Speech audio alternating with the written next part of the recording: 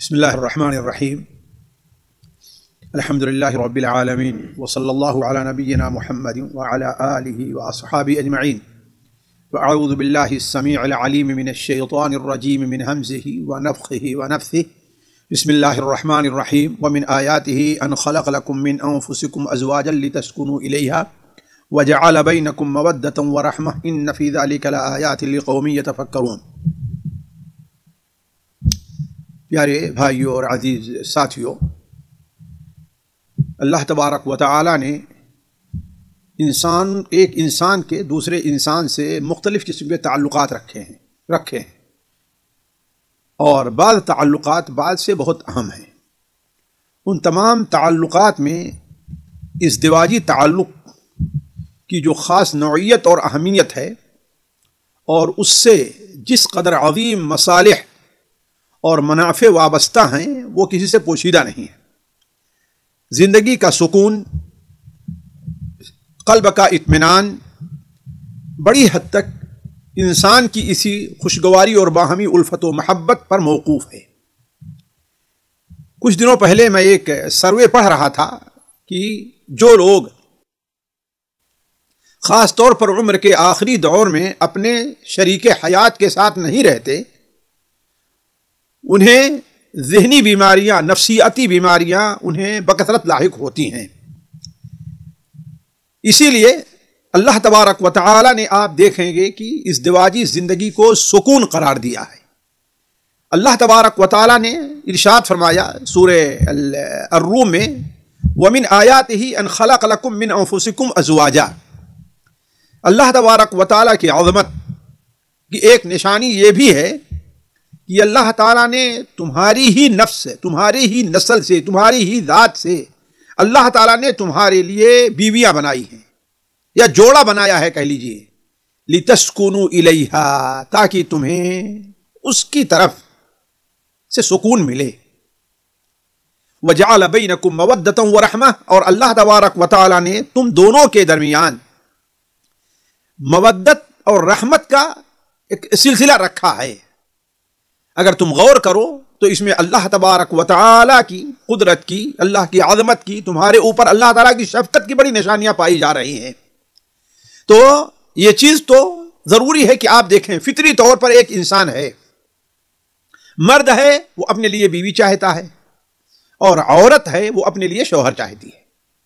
یہ ایسی چیز ہے جو ایک مسلم ہے اور ہر شخص اس کو محسوس کرتا ہے، الا یہ کہ مادیت نے کسی کی فطرت کو مسخ کر کے رکھ دیا ہو تو یہ الگ مسئلہ ہے، لیکن اصل جو فطرت انسان کی ہے، چاہے وہ جس جگہ کا رہنے والا انسان ہے، جس مذہب کا ماننے والا انسان ہے، جس دھرم کو قبول کرتا ہے، اس کے اندر یہ چیز آپ دیکھیں گے کہ بڑی اہمیت کی حامل ہے۔ لیکن ایک بات اور ہے کہ ہم اور محسوس کرتے ہیں کہ بسا اوقات مرد کی زندگی اور بسا اوقات عورت کی زندگی، اور ایک لفظ میں کہیے کہ خانگی زندگی، گھر کی زندگی بسا اوقات سکون کا سبب بننے کے بجائے الجھن، پریشانی اور قلق کا سبب بنتا ہے۔ اس لیے بسا اوقات آپ دیکھیں گے کہ ایک مرد ہے، وہ گھر میں اسے سکون نہیں ملتا، باہر ہے بڑے سکون و اطمینان سے ہے۔ ایک عورت ہے، اگر اس کا شوہر گھر میں نہیں ہے تو اسے سکون اور اطمینان ہے، اور گھر میں آ گیا کہ بس لڑائیاں اور اختلافات شروع ہو گئے۔ یہ ایسا کیوں ہوتا ہے؟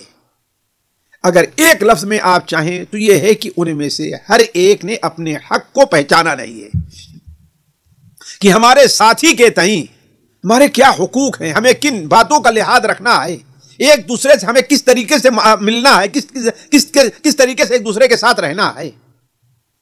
اگر اس چیز کو دونوں محسوس کر لیں تو اللہ کی قسم انسان کی زندگی دنیا میں، گھریلو زندگی کم سے کم بالکل جنت کا ماحول ہوگا، اور بہت سے لوگ اس چیز کو محسوس کرتے ہوں گے۔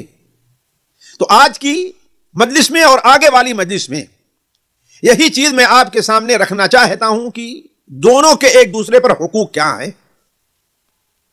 کچھ حقوق تو ایسے ہیں کہ مشترک ہیں، یعنی وہی حق شوہر کا بیوی پر ہے اور وہی حق بیوی کا شوہر پر ہے، جیسے حسن معاشرت، جیسے جنسی تعلقات ہیں، اور کچھ حقوق ایسے ہیں جو شوہر کے خاص بیوی کے اوپر ہیں اور کچھ حقوق ایسے ہیں جو خاص بیوی کے شوہر کے اوپر ہیں۔ تو آج کی مجلس میں ہم آپ کے سامنے خصوصی طور پر شوہر کے جو حقوق ہیں اس کی بیوی کے اوپر، اس کو رکھنا چاہتے ہیں، اور اسی سے اس نیا سلسلہ یعنی میاں بیوی کے جو حقوق ہیں ان کا ہم ذکر آپ کے سامنے کرتے ہیں۔ دیکھیے، پہلی چیز تو یہ ہے کہ عورتوں کو، بیوی کو یہ چاہیے کہ وہ اپنے اوپر شوہر کی برتری کو قبول کرے، یعنی یہ سمجھے کہ ہمارا شوہر صرف ہمارا زندگی کا ساتھی نہیں ہے، ہمارا شریک حیات یا ہمارا جیون ساتھی نہیں ہے، بلکہ اس کے ساتھ ساتھ ہمارے اوپر اس کو ایک قسم کا غلبہ اور تسلط حاصل ہے۔ اور یہ چیز اللہ تبارک و تعالی نے بڑے واضح طور پر بیان فرمائی ہے، بلکہ دنیا کے ہر نظام میں اور ہر قانون میں یہ چیز پائی جاتی ہے۔ صرف خانگی معاملہ نہ ہو، کوئی بھی معاملہ لے لیجیے، کسی کمپنی کا معاملہ ہے، کوئی اور معاملہ ہے، اس میں کوئی ایک نہ ایک بڑا رہا کرتا ہے جس کو سب کے اوپر تسلط حاصل رہتا ہے۔ تو ایسے ہی ہمارا گھر جو ایک حکومت کی حیثیت رکھتا ہے، ہمارا گھر جو ایک فرم اور کمپنی کی حیثیت رکھتا ہے، اس کے اوپر بھی ایک ایسی ذات ہے جس کو کامل برتری حاصل ہے۔ اللہ تبارک و تعالی نے اسی طرف ارشاد فرمایا، الرجال قوامون علی النساء بما فضل اللہ بعضهم علی بعض وما انفقوا من اموالهم۔ الرجال قوامون علی النساء، مرد عورتوں پر حاکم ہیں، یعنی مرد کو عورتوں کے اوپر ایک گنا برتری حاصل ہے، اور یہ نعوذ باللہ من ذالک عورتوں کے اوپر ظلم نہیں ہے۔ جس طریقے سے کوئی بھی ملک ہے، حکومت ہے، اس پر ایک صدر جمہوریہ ہے، ایک وزیر اعظم ہے، ظاہر بات صدر جو ہوگا یا وزیر اعظم، اس کو ہر ایک کے اوپر برتری حاصل ہے، تو یہ نیچے لوگوں پر یہ ظلم نہیں ہے۔ کیوں؟ اس لیے کہ بغیر اس کے کوئی نظام چل ہی نہیں سکتا ہے۔ اور یہی اس بات کی دلیل ہے توحید کی، کہ اس دنیا کا حاکم کوئی ہے کہ اس میں کوئی آدمی اس کے ساتھ شریک نہیں ہے۔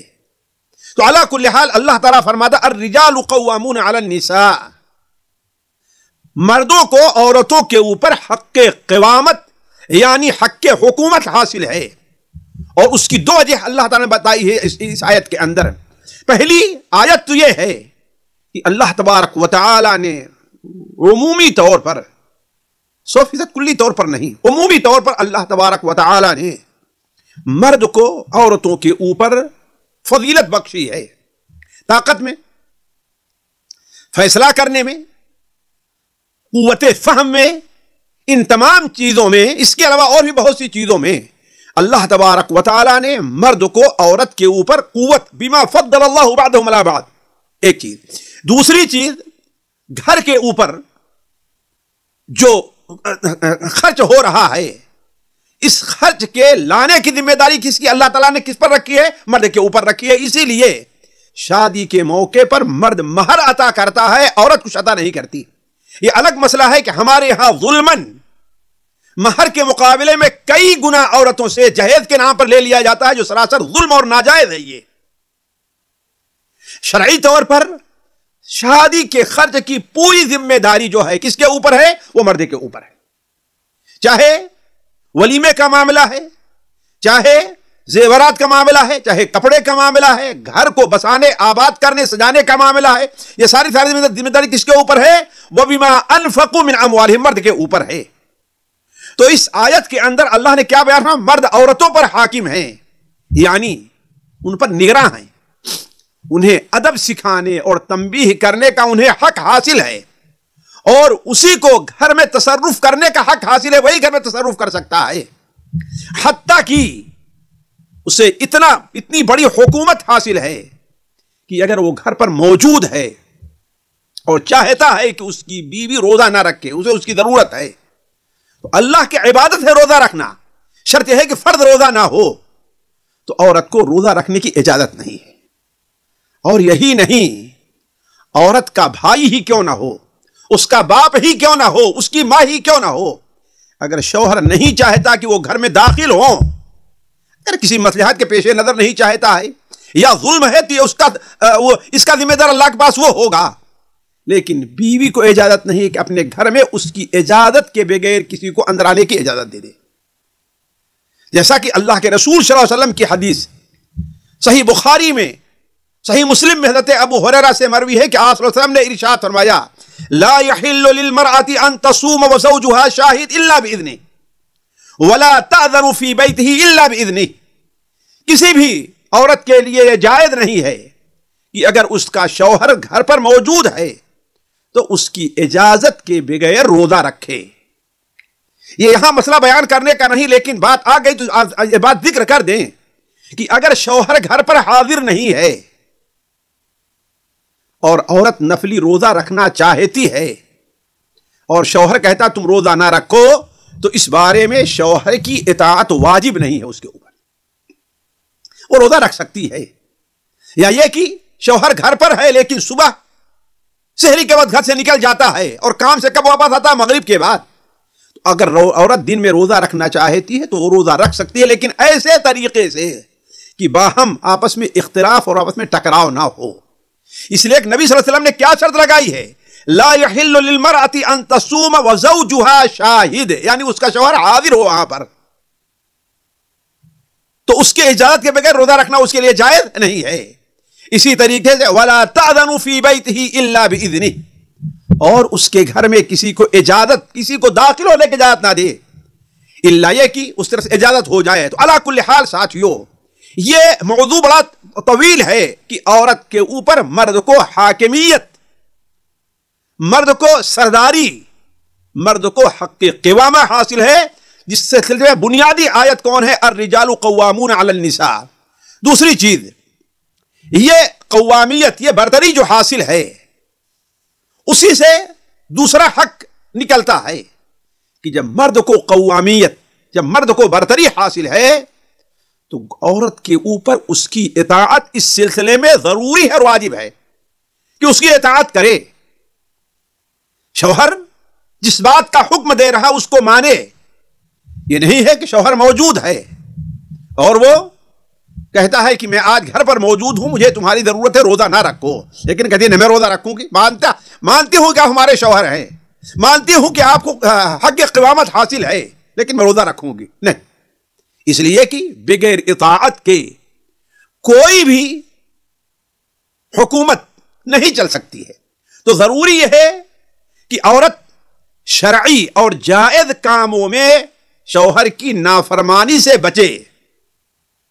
اور اس کی دلیل اس سے بڑی کیا ہو سکتی ہے کہ اللہ کے رسول صلی اللہ علیہ وسلم نے یہ بیان فرمایا کہ اگر کسی کو میں یہ حکم دیتا کہ کسی کو سجدہ کرے تو بیوی کو حکم دیتا کہ اگر شوہر حکم دے رہا ہے کہ مجھے سجدہ کرو تو اس کو یہ بھی کرنا ہوتا، یہ بھی کرنا پڑے. ایسا کہ حدیث میں بہت سی حدیث اس سلسلے میں وارد ہیں.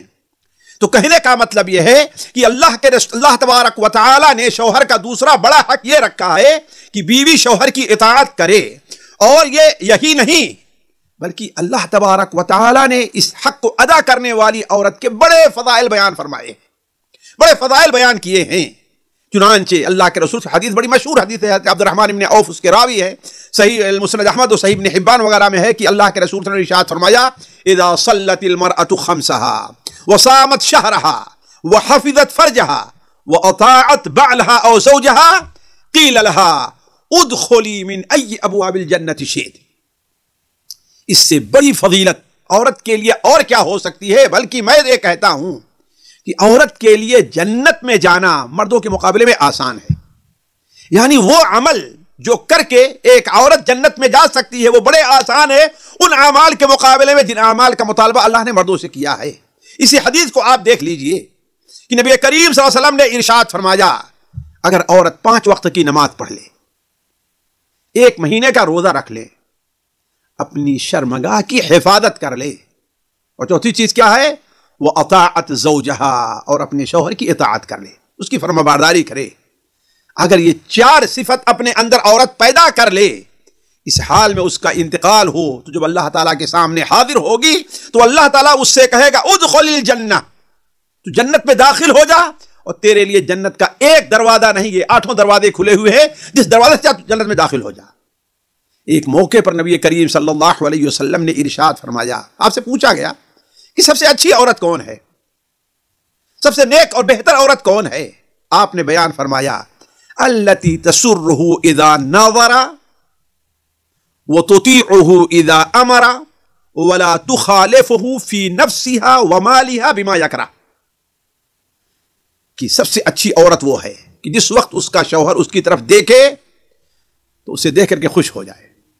ظاہر بات یہ کب ہوگا کہ شوہر کی مطیع ہوگی، فرما بردار ہوگی، جب اسے حکم دے تو بجا لائے، کسی حکم کی نافرمانی نہ کرے، اور اپنی ذات اور اپنے شوہر کے اپنے مال، اپنی ذات اور اپنی مال کے بارے میں کوئی ایسا تصرف نہ کرے کہ اس کا یہ کرنا شوہر کو ناگوار گزر رہا ہو۔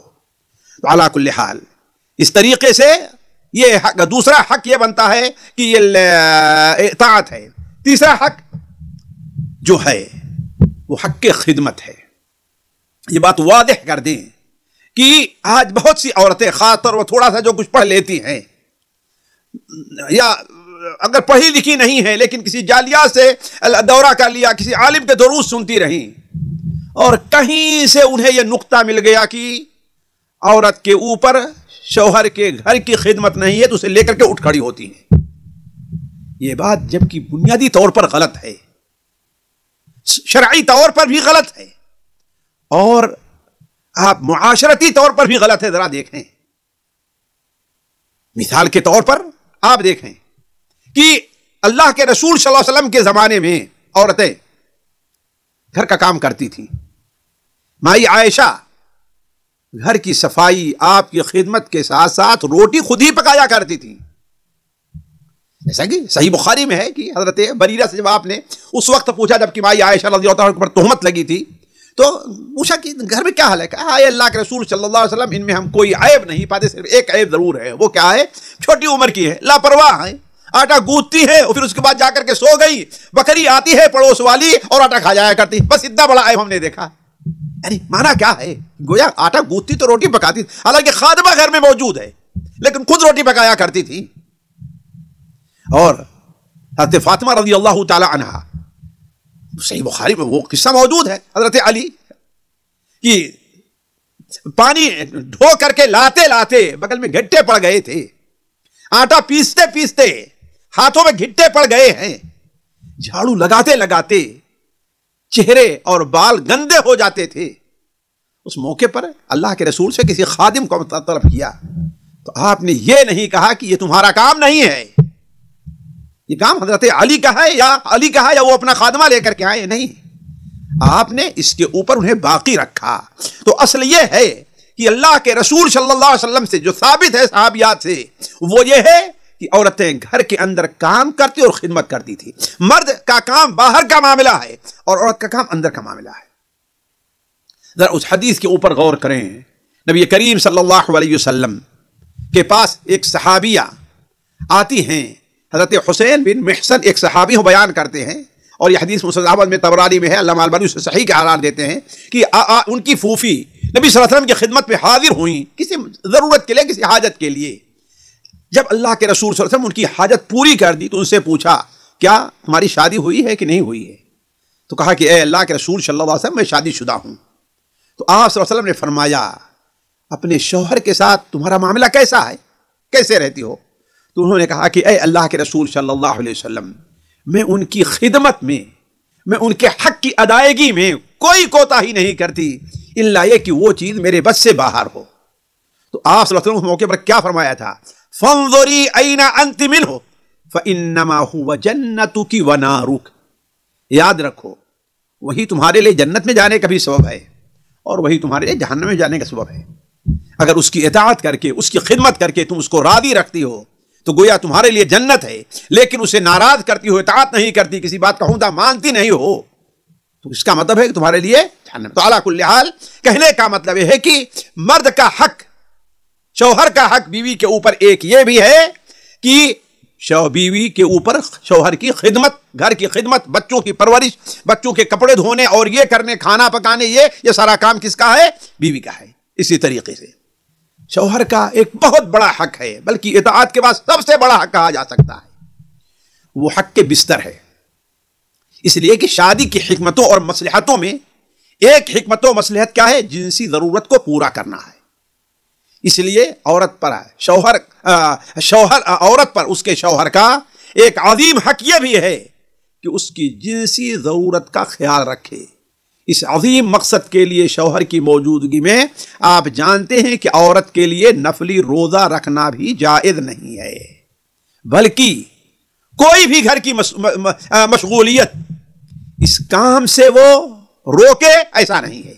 نبی کریم صلی اللہ علیہ وسلم کی حدیث جو صحیح بخاری اور صحیح مسلم میں حضرت ابو ہریرہ سے مروی ہے کہ آپ صلی اللہ علیہ وسلم نے ارشاد فرمایا، اذا دعا الرجل امرأته الى فراشه، اگر مرد اپنی بیوی کو بستر پر بلاتا ہے، فابت، وہ انکار کرتی ہے، تو آپ صلی اللہ علیہ وسلم نے ارشاد فرمایا اور اس حال میں شوہر ناراض ہو کے سو جاتا ہے تو لعنت الملائکۃ حتی تصبح، فرشتے اس کے اوپر لعنت بھیجتے ہیں یہاں تک کہ وہ صبح ہو جائے۔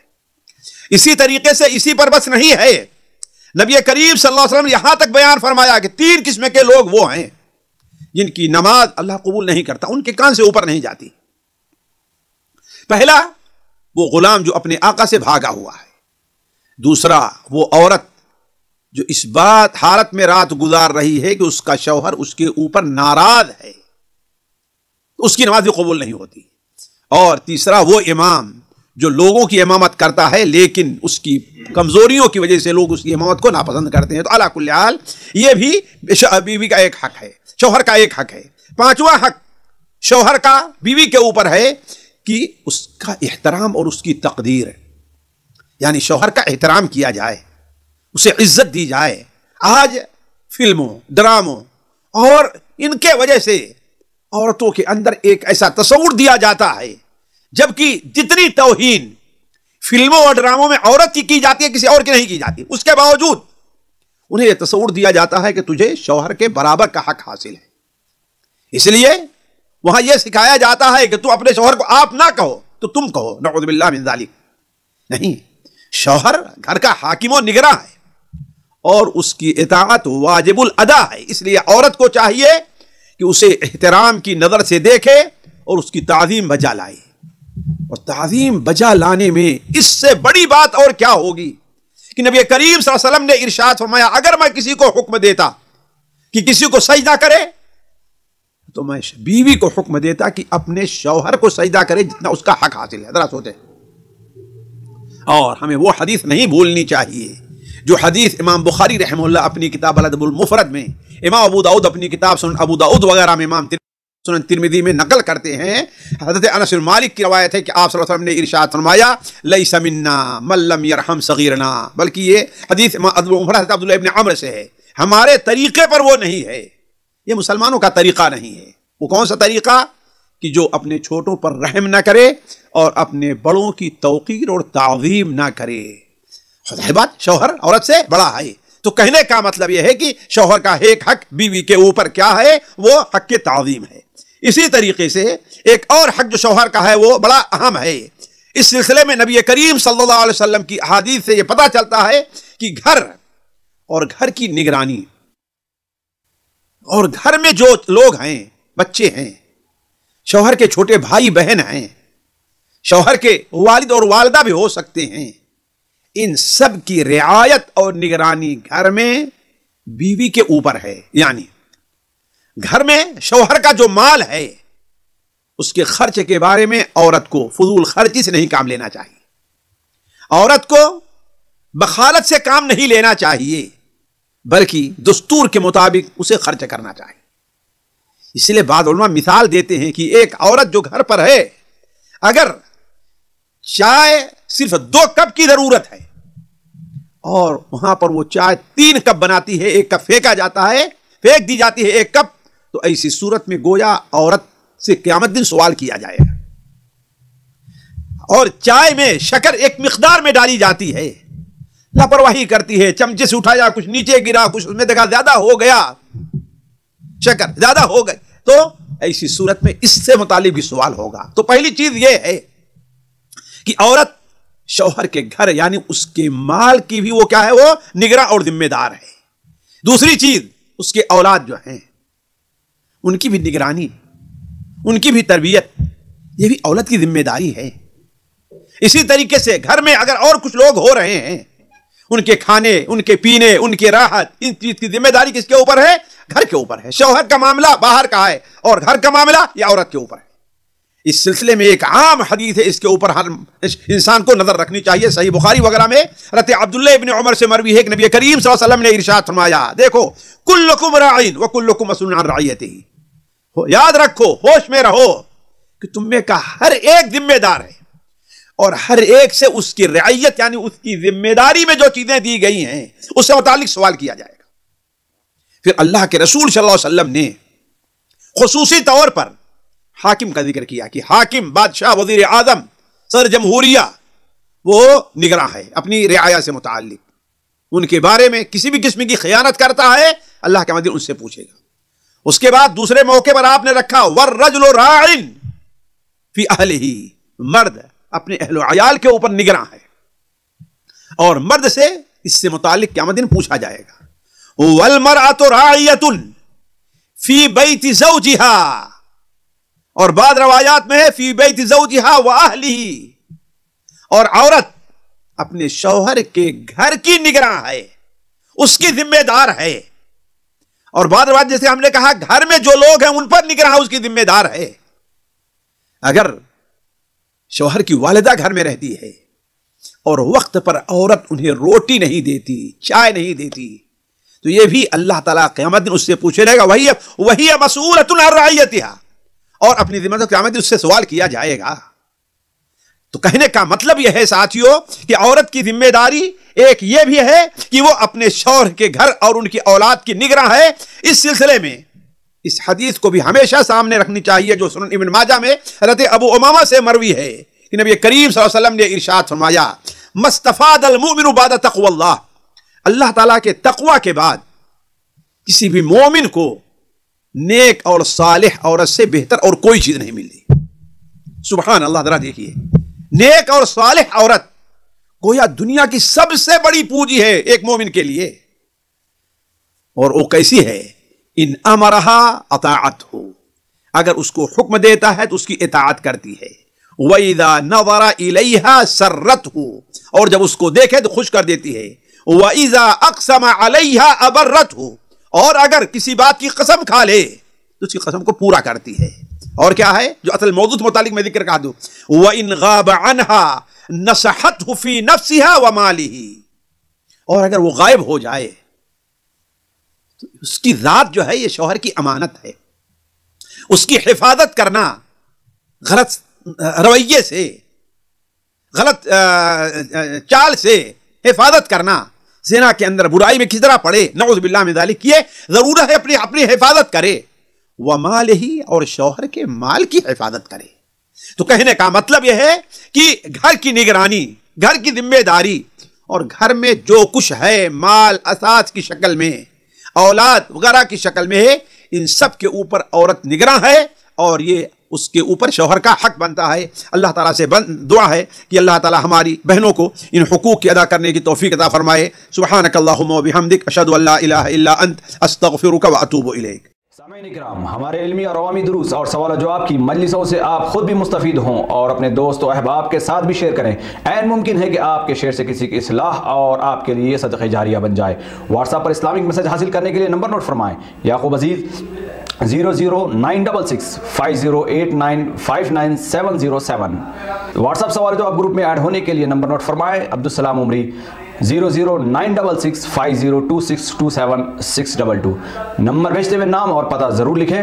اسی طرح ہمارے یوٹیوب چینل اسلامی دعویٰ کو ضرور سبسکرائب کریں تاکہ ہماری ہر نئی اور اہم ویڈیو کی اطلاع آپ کو فوری حاصل ہو جائے.